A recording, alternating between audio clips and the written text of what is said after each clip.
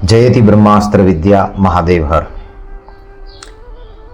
ઘરની અંદર કે ભગવાનના મંદિરમાં જ્યારે ભગવાનની આપણે આરતી એટલે કે નિરાજન આર્તભાવથી જ્યારે આરતી ઉતારતા હોઈએ છીએ ત્યારે તે સમયે એક વાત શાસ્ત્રીય રીતે ખાસ ધ્યાને રાખવા જેવી છે કે ભગવાનના કયા કયા અંગમાં કેટલી કેટલી વખત ભગવાનની આરતી છે ઉતારવાની હોય છે.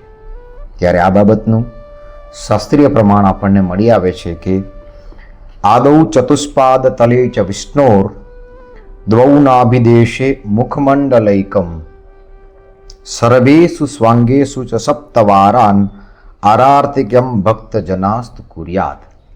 એટલે કે કોઈ પણ ભગવાન દેવી દેવતાના મંદિરમાં કે પૂજા દરમિયાન જ્યારે તેની આર્તભાવથી આરતી ઉતારતા હોઈએ છીએ ત્યારે સૌ પ્રથમ ભગવાનના પાદ પદ્મની અંદર એટલે કે ચરણની અંદર 4 વખત આરતી ઉતારવી. ત્યારબાદ દ્વૌ નાભિદેશે 2 વખત ભગવાનના નાભિ સ્થાન પર આરતી ઉતારવી. ત્યારબાદ પરમાત્માના કે શક્તિના મુખમંડલ ઉપર 1 વખત આરતી ઉતારી અને અંતમાં ભગવાનની મૂર્તિના સર્વાંગ ઉપર 7 વખત આરતી ઉતારી અને ભગવાનની આર્તભાવથી આરતી કરવી. આવો શાસ્ત્રીય મત મળી આવે છે. માટે આપણે સૌ મત અને સિદ્ધાંતને અનુસરી અને ભગવત પૂજાનું પુણ્ય શાસ્ત્રીય રીતે ફળ પ્રાપ્ત કરી અને ભગવદ અનુરાગી થઈએ એવી કામના.